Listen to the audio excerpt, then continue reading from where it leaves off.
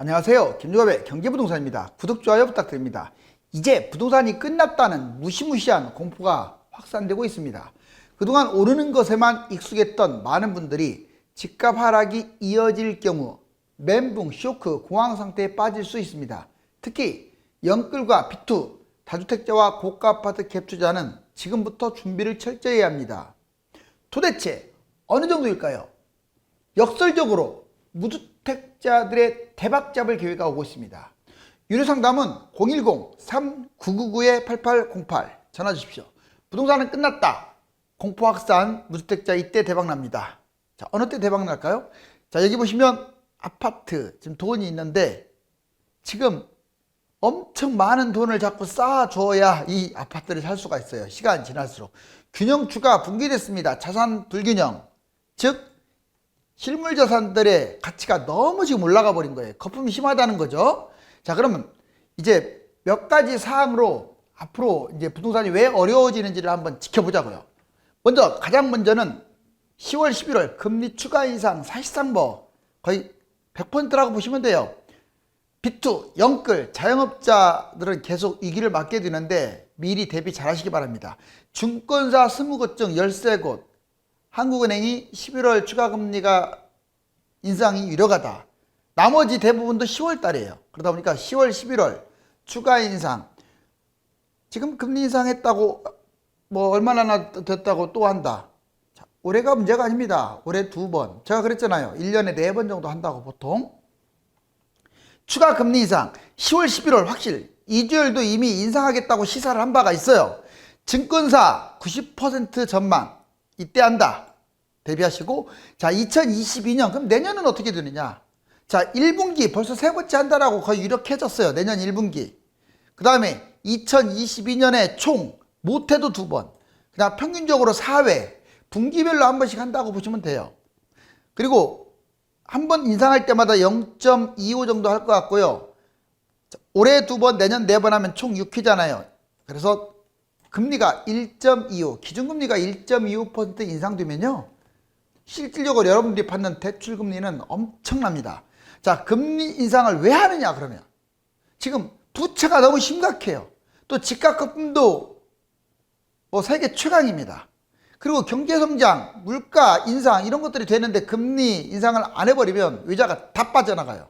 자, 주요국 금리 인상, 다른 나라들도 미국을 지금 제외한 다른 나라들이 계속 금리 인상하고 미국도 말만 지금 늦췄지. 자, 페이퍼링 하고 난 다음에 이제 서서히 인상 속도를 낼 겁니다. 향후 그러면 핵심사항 금리 인상했을 때 주목해야 할 게 뭐냐. 자, 먼저 비투, 영끌, 자영업자들의 상황입니다. 두 번째, 미국이 언제 금리 인상을 하느냐, 몇 번을 하느냐도 관심거리고요. 마지막으로 코로나. 이 코로나가 계속 확장되면 금리 인상의 가장 큰 걸림돌이 돼요. 근데 코로나가 뭐 지금 현재 상황에서 크게 벗어나지 않는다면 금리 인상은 계속 이어질 겁니다. 자, 이제 3차 신규 택지지구 어제 발표됐죠. 14만 가구가 발표됐습니다. 지금 계속 제가 뭐라고 그랬습니까? 물론 이게 언제 이제 정확하게 다 진행된다는 보장은 없지만 물량이 너무 많다고 했어요. 지금 절대 집이 부족한 게 아니에요. 가진 사람이 계속 갖고 있고 사실상 뭐 이것저것 다 합치게 되면 1인 가구 뭐 빼고 하게 되면요. 제가 보기에는 120대 100 같아요. 집은 120개인데 가구는 100.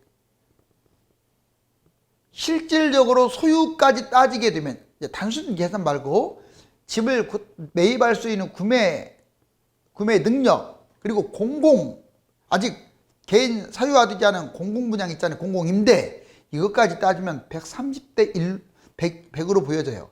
집이 30채는 남아둔다 이거예요. 그런데도 불구하고 이제 앞으로 매년 50만 가구가 분양된대요. 자, 인구는 급감하는데 집은 늘어난다? 자,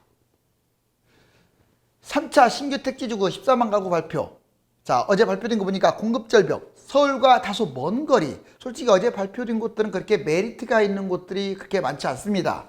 3기 신도시에 비해서. 여기 보시면 3기 신도시가 인천 계양, 부천 대장, 고양 창릉, 하남 교산, 남양주 왕속, 그 다음에 이제 이런 것들이 이제 3기 신도시죠. 과천도 있고 이쪽에. 그런데 어제 발표된 것들 보면 의왕, 군포, 안산 대규모의 신도시죠 여기. 그리고 화성, 봉담 3, 그 다음에 화성, 진안, 그리고 인천, 9월 2, 이쪽에 양주, 장흥, 남양주, 진건, 구리, 교문. 지금 전반적으로 봤을 때 이 서남 쪽에 많이 몰려 있어요. 이 규모가 큰 것들이. 솔직히 너무 멀어요, 서울에서. 그래서 좀 영향력, 그렇다고 GTX가 뭐 코앞에 지나가는 것도 아닌 것 같고. 자, 그리고 이 북쪽도 지금 여기 구리, 남양주, 진접 이쪽은 뭐 나름 뭐 그냥 무난한 정도인데 소규모라는 데 단점이 있죠. 그래서 전반적으로 영향가는 높아 보이지 않네요. 그래도 자, 이걸 분석을 해봤더니 총 수도권에 14만호, 지방은 2만호, 신도시 규모급인 게 수도권에서 의왕, 군포, 안산 4.1만 엄청 크죠? 자, 화성, 진안 2.9만. 이번에는 중규모 택지 인천, 9월 1.8만, 화성, 봉담 3 1.7만. 이제 소규모 남양주, 진건 더 추가로 하고 있죠. 진건 택지개발지구가 또 있는데 0.7. 0.7이니까 7천 가구라고 보시면 돼요. 양주, 그 다음에 장흥 0.6, 구리, 교문 0.2 이런 식으로 지금 분양을 지금 계속하고 있고, 지방에서는 소규모 택지 전체적으로 소규모인데 대전, 죽동 0.7, 세종, 조치원 0.7, 세종, 영기 0.6 이렇게 해서 2만호. 자, 전반적으로 그러면 여러분들이 생각하기에 그러면 무주택자들이 대박날 기회가 언제냐? 반드시 옵니다. 대박날 기회에. 자, 오는데 좀 시간이 걸릴 거예요. 예를 들어서 뭐 내년에 떨어진다, 올해 떨어진다, 뭐 내후년에 떨어진다, 뭐 말들이 많습니다. 그럼 대충 뭐 내년 말에 떨어진다고 치고요. 자, 그러면 떨어졌다고 해서 바로 떨어지는 게 아니잖아요. 한 3, 4년 떨어지잖아요, 보통. 그러면 2022년부터 하락을 하면 대략 2025, 6, 7년이 바닥이 돼요. 여러분들이 최상의 매입 타이밍, 대박이란 말은 두 따블입니다. 기본. 바닥에서 잡으면 두 따블 먹죠. 자, 그동안에 모든 아픔을 다 털어낼 수 있는 기회가 되겠죠. 물론 그 바닥만 또 너무 기다려서는 안 돼요. 지역이 다 다르고 하니까. 자, 이제 아셨습니까? 이제 분양폭탄 이거 얘기해드렸잖아요. 분양 공급이 200만 호에서 지금 계속 증가하고 있습니다. 3기 신도시 택지지구 127만. 어제 발표됐는데 추가 신도시 포함해서 서울 공급 73만. 다주택 매물이 800만이에요. 이거 엄청나죠. 지금 다주택 매물이 잠겨 있어요. 지금 양도세 때문에 매물이 딱 잠겨 있다고 임대주택 사업자도 팔 생각을 안 하고 있어요. 여기 보세요. 다주택자 640만, 임대주택 사업자 160만 해서 800만 원. 거기에 자, 이 분양 200만 원을 합치니까 1천만 원. 여기 보면 이게 2기 택지지구입니다. 2기 신도시 및 택지지구 엄청 많죠, 이거. 이렇게 많았어요. 여기 또 위성도시가 많잖아요. 자, 서울이 2만밖에 안 되는데 경기도는 땅도 커요. 경기도가 압도적으로 많은 게 아니에요. 서울이 약 1000만 명이라면 경기도 인천 빼고 겨우 1000한 300? 이 정도밖에 안 돼요. 물론 점점 늘어나는 추세지만. 근데 땅은 엄청 크죠. 그리고 이렇게 신도시를 지어댔어요. 자, 이게 끝이 아니에요. 여기 보세요. 3기 신도시 택지지구. 아, 이거 보세요. 이거 플러스 이렇게 많은데 이거 플러스 이번에 또 발표됐잖아요. 자, 도대체 어찌하란 말입니까? 이 많은 물량을. 자, 이제 이거 좀 별표 한번 쳐볼게요. 자, 여러분들 심리 분석을 한번 뽑아봤어요, 제가. 자, 컴퓨터 그래픽에서 한 것을 제가 한번 그려봤는데, 부동산 탐욕, 이 탐욕이란 놈이 타이밍을 놓치게 합니다. 탐욕은 이거예요. 탐욕은 내가 아주 바닥에서 진짜 싸게 잡겠다 하는 것도 탐욕이에요. 그리고 두 번째, 자, 지금 꼭지에서 막 공황 상태에 빠져가지고 집값 계속 올라간다, 떨어지지 않을 거다, 이렇게 주문에 완전히 세뇌돼 갖고 그걸 잡는 것도 탐욕인 거예요. 좀 올랐다고 안 사는 것도 탐욕이에요. 이게 적정선의 심리 조절을 잘해야 돼요. 이게 보세요. 자, 예전에 서울 아파트가 4억이 지금 11억까지 올랐는데 4억 했을 때 계속 떨어지잖아요. 불안하겠죠. 불안감이었습니다. 뭐가 불안해요? 3억, 2억 떨어지면 어떻습니까? 이제 예전에 이게 4억인 건 6억, 7억에서 떨어진 거예요. 그러면 해야 하는데 오히려 불안해요. 근데 좀 올라갔어. 4억에 잡았었는데 아이고 5억이 됐네. 이제 손해보는 느낌이라서 안 잡는 거야. 그러다가 6억으로 갔어요. 이거 계속 올라가려나? 매수 고민. 에이, 그래도 2억이나 쪘는데. 7억까지 올라갔습니다. 아유, 계속 올라가려나 보다. 자, 근데 거품이 너무 뛰어가지고 이거 어떻게 되지? 9억까지 올라가요. 아, 이제는 지갑 뛴다. 무조건 잡아야겠다. 상승을 확신해요. 11억까지 뛰었어. 아, 이제 멘붕에 빠져가지고 공황 상태에서 나도 모르게 홀려가지고 잡아요. 이게 모두 다 탐욕 그래프예요. 탐욕 그래프. 본인이 돈을 가지고 있으면 그냥 적당선 올랐으면 매입하라고요. 자, 그런데 떨어질 때도 마찬가지예요. 이제 11억이 10억으로 떨어지면 이제 시작인데 급매로 착각해. 이게 웬 떡이냐. 지금 매물이 아마 11억이라면 13억, 12억, 13억이 있을 거예요. 매물이. 호가가 12억, 13억이 있었던 놈이 호가를 생각하는 거야. 실거래가를 생각 안 하고. 자, 10억으로 나왔으니 3억 떨어진 듯한 느낌이 들잖아요. 그래서 잡아요. 급매라고 착각하는 거죠. 이렇게 뛰었다는 건 다 까먹고. 그러다가 8억으로 떨어져. 이제 시간이 지나면 떨어지죠. 이제 매수를 고민합니다. 이제는 확실히 많이 빠지긴 했네. 좀 더 빠져도 뭐 이게 4억부터 올라갔다고 생각하면 좀 더 고민할 것 같은데 그냥 잡아요. 그러다가 또 떨어집니다. 자, 이제 폭락이 걱정돼요. 뭐 폭락할 것도 없네. 이제 6억이면 거의 많이 왔잖아요. 그러다가 이때라도 잡아야 하는데 안타깝게 이제 바닥이야. 5억이. 특히 70, 80%의 일반인들의 특징이 집값이 대폭락하면 무관심입니다. 되게 웃겨요. 자, 이렇게 9억, 11억 할 때는 신혼부부들이 집을 사요. 집 사는 비율이 반절이 넘어버려요. 어떻게 신혼부부 이때부터 집을 살 생각을 하세요? 물론 돈 있으면 살 수 있지만 이렇게 거품이 심한데. 그리고 거꾸로 5억일 때는 아예 신혼부부 하면 집값 떨어지고 있으니까 집을 안 산다. 이게 공식이 돼가지고 안 사요. 실질적으로 2013년에 40%밖에 집을 안 샀어요. 근데 지금은 55%가 집 사고 있어요. 4억일 때는 40%밖에 안 샀던데 11억이니까 물론 11억짜리 사지는 않겠지만 탐욕을 버리세요. 부동산 2021년 도대체 자 언제 떨어집니까? 도대체 언제가 바닥입니까? 그걸 100% 안다면 다 떼돈 벌겠죠. 그렇지만 자, 몇 가지 시나리오별로 확실하게 알려드릴 테니까 이제 까먹지 마세요. 자, 지금 문재인 정부 2017년 자 이게 0이에요. 전체적으로 이렇게 많이 뛰었죠. 어때요? 밑으로 빠진 적 별로 없죠. 솔직히 부동산 대책이라고 할 수도 없어요. 지나가는 강아지가 대책을 세웠어도 이거보다 잘 세울 것 같아요. 농담 아닙니다, 이거. 지나가는 개가 부동산 정책을 세웠어도 이거보다 잘해요. 뭐 말인지 이해 가셨어요? 그럼 바꿔 말하면 집값 잡을 의지가 없었다는 거죠. 자, 결국 보세요. 집값 잡히니까 떨어지는데 그럼 또 올라갈 걸 생각하고 대책을 내놨는데 대책이 안 나와요. 그냥 또 올라갑니다. 9.13 대책 때리니까 또 떨어져. 대책이 안 나와요. 또 올라갑니다, 집값. 자, 대책 때리니까 떨어져. 그럼 또 이때 대책을 때려줘야 하잖아요. 그래야 떨어지지, 마이너스로. 근데 안 때린다니까, 일부러. 또 올라가요. 또 대책 때리니까 내려가네요. 진짜 대책 때릴 때마다 내려갔죠. 종합대책. 근데 이번에는 대책도 안 나오고 있어. 금리 인상에 그냥 맡기고 있는 거야. 지금 무정부 상태예요.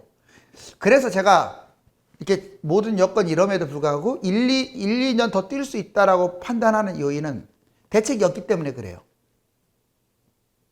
저조차도 내년까지는 뛰지 않을까라고 판단합니다. 그리고 폭락론자들도 다 2년 뛴다고 생각하고 폭등론자는 계속 올라간다고 해요.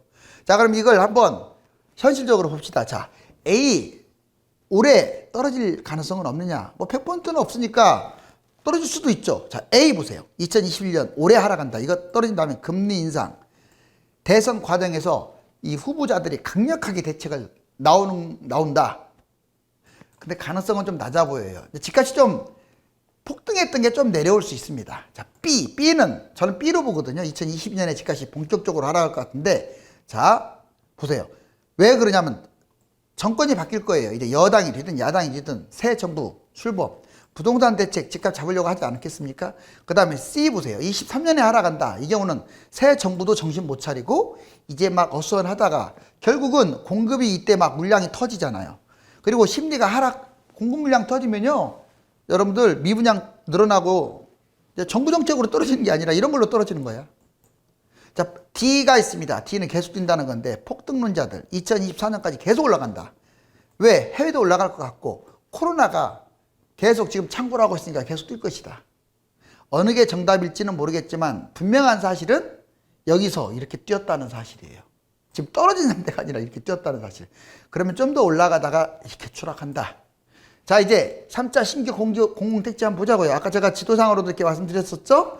자, 실질적으로 보니까 의왕, 군포 4만, 여기 신도시 규모가 330만 평방미터예요. 의왕, 군포는 4만, 화성, 진안이 2만, 엄청나죠? 2만 9천. 자, 중규모도 100만 평방미터 제곱, 인천 9월 1만 8천, 화성, 봉담 1만 7천.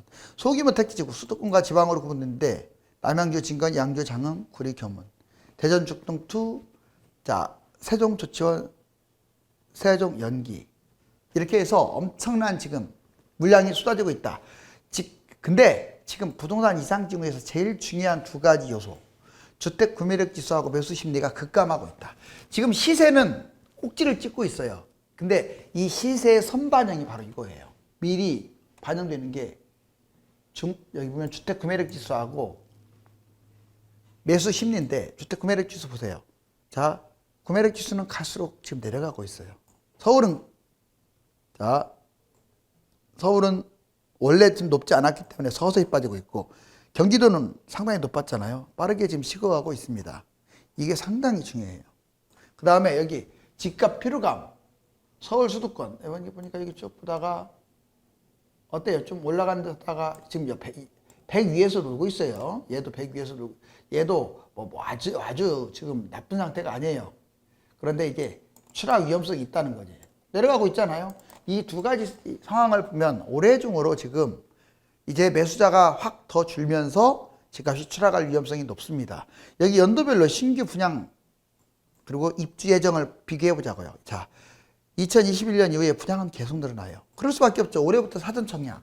지금 정부가 계속 발표하는 것들이 다 분양인 거예요. 3기 신도시 택지지구, 뭐 추가 신도시, 뭐 이것저것 다 합쳐보세요. 얼마나 많아요.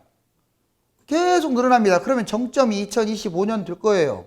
그때 정도 되면은 집이 넘쳐나가지고 미분양 날 수도 있어요. 자, 그러면 여기 보세요.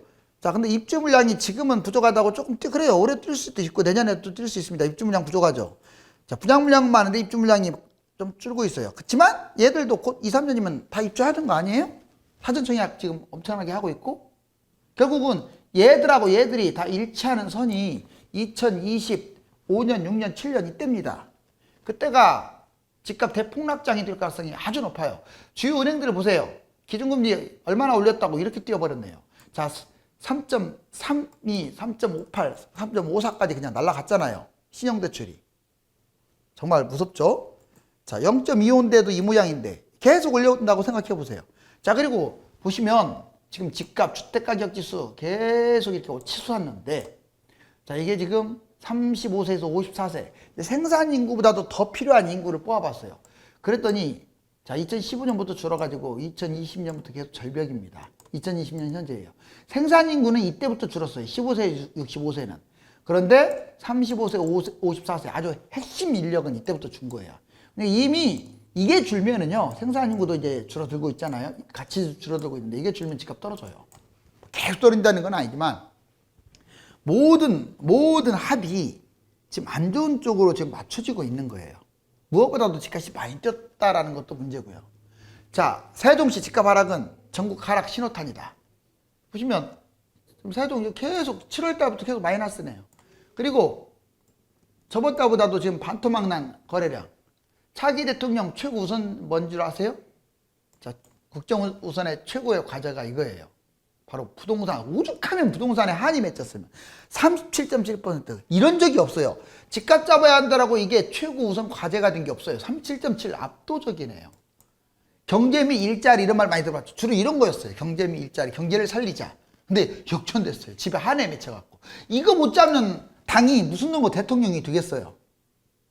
자, 서울 비아파트들을 사들이는 외진. 지금 외진들이 꾸준히 잡는데 갭 투자 지금 방치하고 있잖아요. 그러면서 뭔 집값 잡는다라고 지금 쇼하고 있어요. 자, 지금은 부동산이 뜨겁다. 지금은 제가 뜨겁다고 해요. 뭐 맨날 댓글 보면 지금 여기는 올라가고 있는데요. 제가 지금 떨어진다고 했습니까? 오늘 떨어진다고 했어요? 하지만 조심하라고 하는 거죠. 지금 매수해가지고 2년 비과세까지 끌고 가지도 못하잖아요. 그리고 중저가 이런 것들은 뭐 1억밖에 안 뛰었다. 세수수 많다. 잡으세요.